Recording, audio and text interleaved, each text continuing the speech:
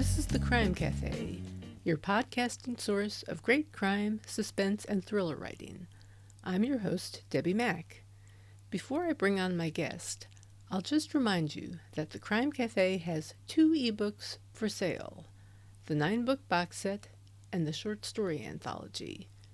You can find the buy links for both on my website, debbimack.com, DEBBIMACK.com, under the Crime Cafe link.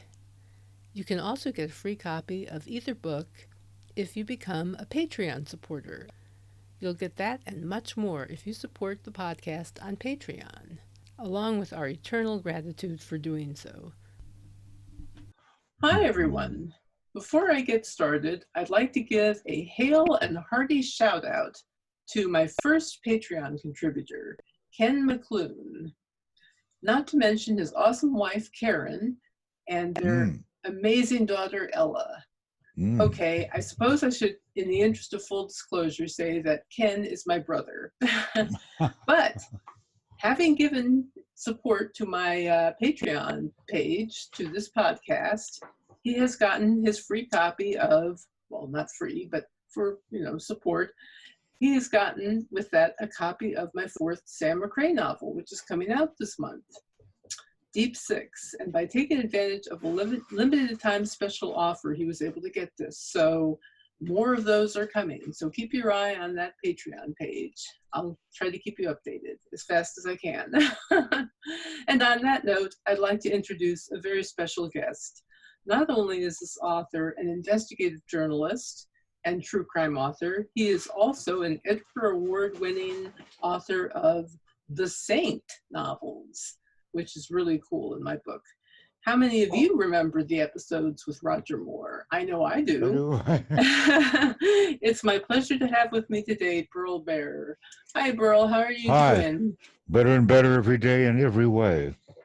That's great. That's there was a French psychologist named Emile Coué, and he believed that if you stood in front of the mirror and told yourself that like 20 times, that sooner or later you'd believe it. I've been trying it now for about 30, 40 years. I'm not convinced, but I'm giving it a shot. Yeah, it's very interesting because, I've heard about that, and it's kind of like, really? Positive reinforcement. I think there's something to that. I think there's a lot to this whole idea of visualization and so forth. But, I know. I've visualized a lot of really interesting things in my life that I'd probably be arrested for. But in the world of visualization, all things are okay. There you go. I was looking over your bio and bibliography, and I was deeply impressed by the range of your work. Did you start your career as a journalist, in journalism, as a writer? Yeah, well, it's hard to say what we want to admit. I started my career as a small child. And, my mother was a newspaper woman, and my father smelled of elderberries. That's a whole other story. But we have journalism and that sort of thing in the family history, family background. My mother was a newspaper woman. Her brother, Sid Copeland, wrote for Life magazine, Time magazine, was vice president of Hill and Knowlton Public Relations. My sister was a gossip columnist, society editor, is what you want to call it.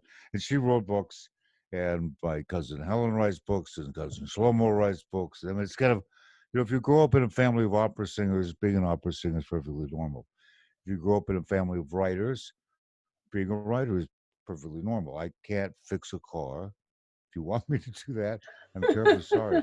I don't know how. That's why I admire people who can, but I can't. And it's probably the other way around too. The people who admire those of us who can write books, and we go, gee, I wish I knew how to fix this car or knew how to repair this vacuum cleaner. But everybody has their gifts.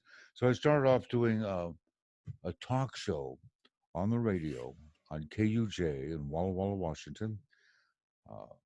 Because they wouldn't let me on the high school radio show because I was only a freshman or something, and they wanted seniors. I'm a senior now. They could have me on the high school show. So then I did the high school radio show. One thing led to another, and next thing you know, I was a rock and roll disc jockey. So I played the hits and wrote articles, and I decided, I think I'll write books now.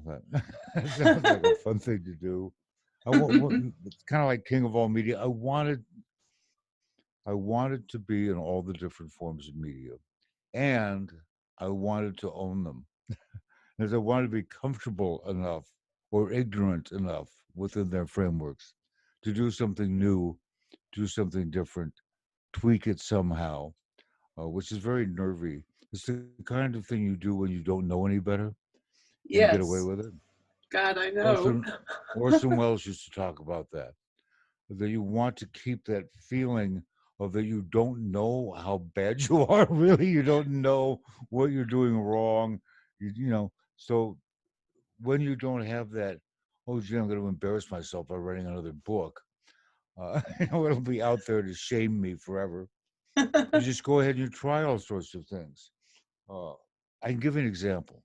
Okay, my first true crime book, Man Overboard: The Counterfeit Resurrection of Phil Champagne. Now, traditionally, the rules in true crime, which aren't observed anymore whatsoever, is that just the facts. It's like your Joe Friday, right? Just the facts, ma'am. It's rather dry stuff. You don't really read true crime books where the author has anything going. It's just could have been anybody. Uh, but I decided, well, this is my book. I write it the way I want. And so I break the fourth wall. I talk to the characters in the book. I talk to myself. I make smart ass comments. Uh, I do all the things that true crime writers aren't supposed to do. And it was a difficult thing structuring the story, because if I told the story in actual order, it would become increasingly boring as it went on.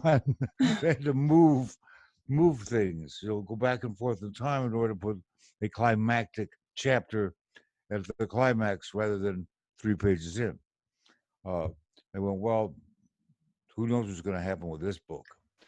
And well, the first attempt to publish it, they sent me the galleys, and I noticed there were several chapters missing. And they said, "Well, can't we just publish it like that? Do we really have to go put another chapters in?" Yeah, I think so. It came out, and the wrong file was printed. The uncorrected version was printed, and this is a tragic story. E.W. Count, who was an Edgar Award-winning author, I had sent the manuscript to her, and I said, "E.W., we're on a first initial basis. I said,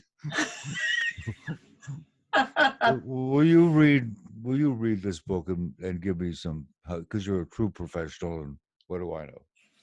So she reads it and very astutely says, "The first 19 pages don't work.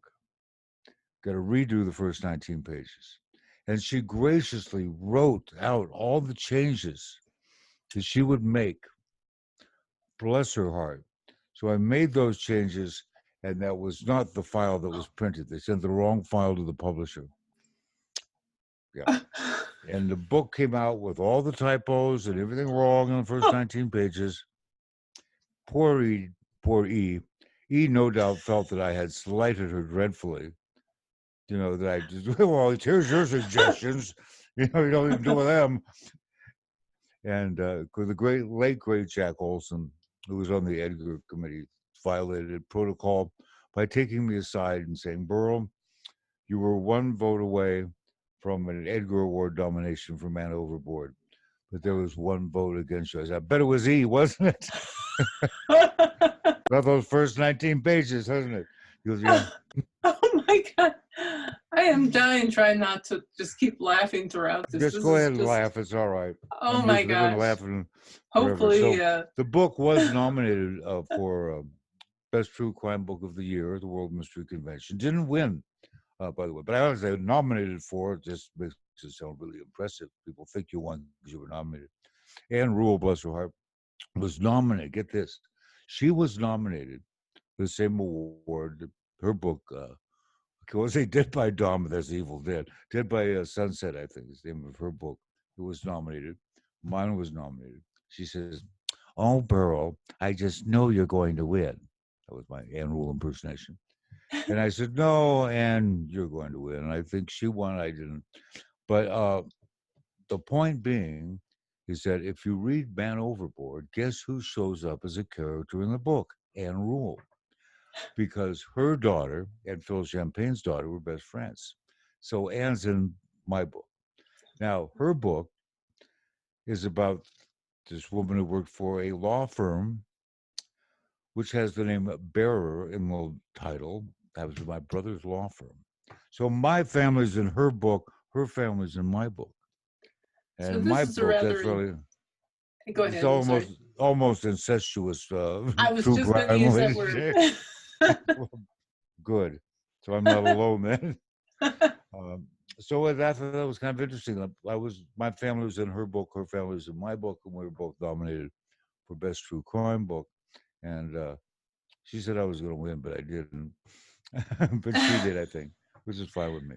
Well, nonetheless, you've had Nonetheless, quite, book still came out. yeah, I mean, you've had quite the career. And is there a No one particular, buys that book though. no one buys it? No one buys it. Gets great reviews. People talk about it. Gets nominated for things. But you ever buy that one? I sold it as if I were a Vegematic salesman at what you call it? One where I got lost. Mid Atlantic Convention, Mid Atlantic, which is in Um, Philadelphia. mhm. Although I thought Mid Atlantic meant it was halfway between the East Coast and the West Coast. And it was midway towards the Atlantic. So I get to Philadelphia and I don't know where the hell I am. What's that body of water out there? It's the ocean. Oh Uh, dear. but I had 105 books, hardback, when it first came out. And I took them with me and I sold them, to everybody. Sold all 105 books, browbeat people terribly to buy the book. And I mean, I'd use anything. The woman says, "Well, is that a true crime book?" I said, "Yes, it is." Says it's nonfiction. I said, "That's right." She says, "I only read fiction." I said, "Well, good, because it's a pack of lies." So, Well, these days the line between fiction and oh, nonfiction tends to be blurred quite a bit. oh, yes, yes. Facts are pesky things, as Ronald Reagan once said. Indeed. Uh, Indeed. in fact, I did a little clever sociological experiment. I would write in the dedication and she signed books. Authors tend to sign books for people who read them, except those that say, "Don't personalize it. It'll be worth more if you're dead if you don't instead of my name in it." Thank you so much. But what I did is say if I was writing it to you, Debbie, I'd say, "Dear Debbie, thank you so much for your years of emotional and financial support, and I will always treasure the weekend we spent together in the Bahamas." And you'd get this, and then you read it. Let's say you're married and got kids, and you go, "Oh my God, if my husband sees this, he'll think I had an affair with this terrible author." And you hide the book. And then years later, after you passed away, people find this hidden book that you didn't destroy, but you hid. And they read it and they go, "Oh, that's why our family's so damn dysfunctional. Mom was having an affair with that stupid author." And then we'll have support groups for all the people whose kids or grandkids found the book years later. We support, people who had affairs with Burl Barer didn't tell their family, anonymous. So I Secret thought, Life of Burl yeah, Barer. yeah, I thought it was a great Think of idea. all the jobs you're creating, the books that will be created. Yes, You'll live yeah, forever in somebody's memory. that's right. That's why drugs are good for the economy. Look how many rehabs there are. you That's know, right. Keeps people yeah. employed, keeps prisons operating. Oh God, spare me. Yeah, Oh, yeah, I don't get me, know. don't get me started. Oh, I know. I've been there. I know the feeling. Yeah. Okay, I got to talk about the Saint. I love your posters. Can you see them back there? Those are real ones. Those aren't replicas. Those are actual Saint one sheets from the days when George Saunders was playing the Saint. Yes, and yes. I've seen him in that. Louis Hayward. Yeah, the Saints Girl Friday. That's when blondes, bullets, and blackmail can't stop him. It's kind of Of cute. course not. Of course not. No. When's a blonde ever going to stop the Saint or bullets or blackmail? um, And you've got what even. Go ahead. what What's your got you question? so interested in the Saint? How did you get involved with that whole Well, I was franchise? 16 years old, and my friend David Benefield was a great story. He was reading Saint books. I had never read one. His sister had given him the Saint books, and he said, "Burl, read these. It's great fun." The first one he gave me was Saint of New York, which, while that's one of the most popular Saint books of all time, it didn't quite hit me the way he wanted to. Next one he gave me was Saints Getaway. I loved it. But this is great fun. This is just great fun because there's probably been entire books written about this sort of thing. Oh, I wrote one. That's right. Uh, and that is, it's almost a satire of the genre. The Saint is a hero, and I mean, he's here. He's about to be killed in the book Saint versus Scotland Yard. The bad guy has him. He says, "You can't kill me. There's two more stories in this book." Oh, I thought it was just great stuff. Uh, now I've or got to read it. I mean, it's all this is bizarre. I could reach over to my bookshelf and give you an example, but the Saint was being featured in what was called Thriller magazine, which is a pulp magazine in England that the kids read. But the grown-ups were reading the Saint also because it was so funny to them, because it was doing both things. It was talking. It had all the insane action and melodrama laid on with a trowel that kids like. And then all of a sudden, in the midst of some big action sequence, the author says, well, says, for example, a giant black man in native garb comes out of the mist in England on the moors and attacks the Saint, which was unusual. Uh, and the Saint looks at this fellow who's confronting him, this big, giant African guy in a loincloth. In the movie, it's a guy in a turtleneck, but in the book, it's this black guy in a loincloth. And says, "Good morning," said the Saint. And that was the last pleasant thing he had to say. And then it goes on this digression about what type of napkins you use when dining with the Queen or something. And then the Saint kicks the guy in the solar plexus, and that kind of solves that problem. But it goes off in all these, it hits different age groups, different backgrounds, and sometimes the solution to a mystery will be incredibly stupid, but you don't care because that's on purpose. You know, uh, the coincidences are just bizarre. As he says, the thing about coincidences is they're always coinciding. It's one of their peculiar characteristics. So naturally, I love this stuff. It Oh just cracked me up. my gosh, this sounds almost like the Douglas Adams of pulp writing. Yes, It has a it's kind of, great fun. It's whimsical, wonderful. What's this one? yeah. Oh, yes, the Saint that's called Sporting Chance, where this woman is going to be kidnapped, and this is and get to the extremity of this. The Saint wonders why women are always being kidnapped, held against their will, and submitted to all sorts of like fate worse than death, meaning sexual abuse. Right? Why is this always happening? Well, sure enough, in this episode, the woman is scheduled to provide sexual favors for an entire submarine full of Soviets. and, and, Oh Lord. I mean, just extreme in the sense going, okay, all right. I always wondered about this.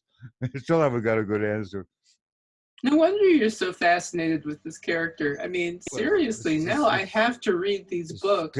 hysterically funny, to me anyway. Well, And it sounds I mean, wonderful. it's so is almost like satire of the genre, except Exactly. except it does it straight on, does the genre With a straight face. beautifully. Yeah, Uh-huh. and then all of a sudden you're going, what? Although the saint is being suspended by his hands like this from a pipe, how is he going to escape? Well, he does have a knife, thingy on his wrist. So he goes, his legs come up like this, his toes go in and get the knife, and you're going, what the hell? That's probably physically impossible.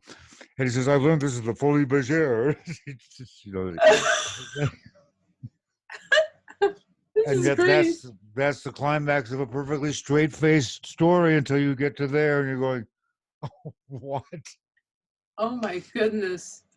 So, Well, that sounds fantastic. speaking of the Roger Moore, if you see the Roger Moore, they made it into a movie and for some markets, but it's a two-part TV episodes, The Fiction Makers, based on a book called The Fiction Makers. Hmm. And I think it was Charters was saying that if the movie had been played, everyone perfectly straight, except the saint, might be more effective. But it was always a little bit tongue in cheek to the whole production, you know. Yes. But that's show business. Uh, So I'm going to have to wrap up pretty soon, but I want to get a couple more questions in before we yeah. finish. I Okay. just We're wanted to, almost done already. Okay. That was fast. yeah, the time goes quickly. Yeah. I just wanted to ask you, you said that you had met with the author, Leslie Charteris? Yes, I wrote a book called The Saint: A Complete History in Print, Radio, Television, and Film, which is a complete history of the saint in print, radio, blah blah blah, 1927 to 1992, I think. And he liked it. And I went to England for Action 93, a celebration of ITC television programs. And Leslie Charteris and his wife bought me lunch at a lovely coffee shop in Surrey 2 weeks to the day before he passed away. Oh, And he's very tall. And I can say his soul was on the surface. Sometimes when it's close to the end of someone's life, it's like their soul is on the surface, which I guess the only way I could describe it. And he had some minor strokes, and his voice was very soft, and I'm very deaf. And he'd lean over and he'd say, how can Bill McDonald concentrate on my Saint movie with Sharon Stone in his bed?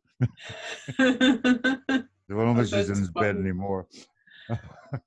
Oh my But, gosh. it was a real treat to meet him. And he wrote the most wonderful letter when he read the book and said he was left with the two most inadequate or whatever words he had in his vocabulary.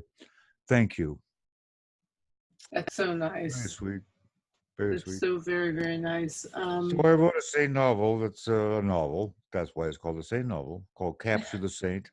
And a second one, which isn't out yet, and we don't know if it will be or not, called The Sign of the Saint, which where I kind of deconstruct the entire Saint mythology, which would be rather entertaining. And Ian Dickerson's also written the Saint novel. It's not out yet, so we'll see what happens. Paramount's got the rights to the character, and fingers crossed there'll be more Saint projects. Yeah, fingers crossed. Here's Yeah, hoping. Um, and more true crime stuff. More true crime. Yes. Yes. My next big project, if we have time to squeeze in a mention of it, Sure. Yes, please do. it's a 3-volume set called The American Panther. The first one is called Stealing Manhattan, and it's a true story, never before told, of the greatest altruistic outlaws in the history of America. A family that stole billions of dollars in diamonds, jewels, precious gems from the diamond district in New York. Never got caught, never went to prison, and he invited me to go fishing over in Europe. He got away with everything. Mr. Stan, they called him. He was a very high-profile man in New York high society and a secret identity. He and his beautiful wife and their son were master jewel thieves. And Wow. this is an incredible true story. Over 1993, over $1 billion. That's Never something caught. else. Yeah. Everyone was in on it. That's what made it so fun. The safe companies teaching them how to open the safes. The security companies are working for them instead of being robbed. The people being robbed are happy to be robbed. Everyone was celebrating. But that's my next book that's coming out is Stealing Manhattan. True story of Mr. Stan and Bronca, his wife, and their beloved son, Punch, who is a frequent guest on my radio show. Very interesting. And you have a radio show. Yes, it's called True Crime Uncensored. My co-hosts keep dying, however, so I dear. wouldn't recommend taking the position. Don Wolden was my first co-host for about 5 years. He suddenly died. Howard Lapidus, my manager and co-host, passed away suddenly a few weeks ago.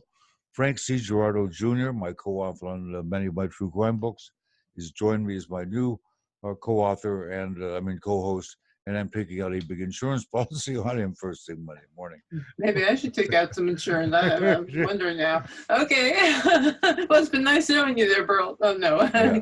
Kidding. So is there anything else you'd like to add before we finish up? If anyone would like to send me large amounts of negotiable currency, I'm perfectly comfortable with that. Really, I take PayPal, Venmo, Cash App, any of that. The name is spelled Burl, Barer, and I'm easy. I wouldn't say I'm cheap. I'd just say I'm affordable. My soul can be bought. Yeah. Not for I cheap. had a friend who did that. A friend of mine tried to sell her soul on eBay. Oh my! Got in trouble. They said if it's a body part, you can't sell it, and if it's isn't, and it's how is everyone going to get their money back? They're not happy. Well, that all sounds very interesting. But now I have to ask you a question before you go. Okay. You booked me 2 years in advance. How did you do that? I mean, I'm sorry? 2 years in advance. How did I do for it? The show. I mean, are you really booked up for full 2 years? Yeah, literally, literally, yes. Well, that's God. because literally because we write books. But I mean, aside from that, how did you? How do you keep track? Well, I just keep a list. Amazing. Keep a list of who's good. Yeah, I mean, I'm booking my guests, Friday at 3 a.m. in the morning for Saturday. I'm my show. Yeah, I'm sure at some point I'll probably be scrambling again because for a while, I mean, at the very beginning, but it's pretty amazing. Yeah, it's amazing but true. And folks, when you buy those books, the ones that say Burl Barer on them, make sure you buy them new, not used. Because people call up and say, "Hey, Burl, you'll be happy. I bought 3 of your books at a yard sale. You'll be getting a check in the mail, right? Oh, yeah, Mrs. Pivnik is going to, send me 10 cents. So you have to buy the book new in order for your favorite author to get any money at all. That is a great point. We just don't make the money we used to. This is a tragic story. Those of you who want to be authors, want to be famous authors, don't quit your day job. Unfortunately, I didn't have a day job. So I just got stuck doing it all the time. Well, Burl, thank you so much for being with us today and My sharing pleasure. your thoughts. It's been just a delight. Same here. I've had a great time. 2 or 3 years, we'll have me back on again. That'd be great. Yeah, Okay. Please. Please. Fingers crossed. So in any case, now I have to read the Saint books for sure. Yes, I suggest Saints Getaway because Saints the Getaway. latest edition. The latest edition has a foreword by Burl Barer. So that's good. Well, there you go. So you got the Saint, and he's awesome, and the guy who writes him is awesome. And in any case, don't forget that the Crime Cafe also has 2 ebooks for sale. The 9-book box set and short story anthology. So you get a wide variety of different types of stories in the crime genre. Check it out.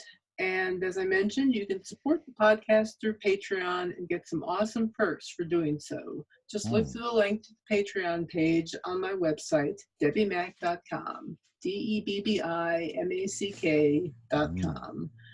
There's something for everyone at every level of support. And with that, I'll just add that our next guest on the show will be Andy Caldwell. Thanks to my guest and to you out there listening. And on that note, I'll see you in 2 weeks. In the meantime, happy reading.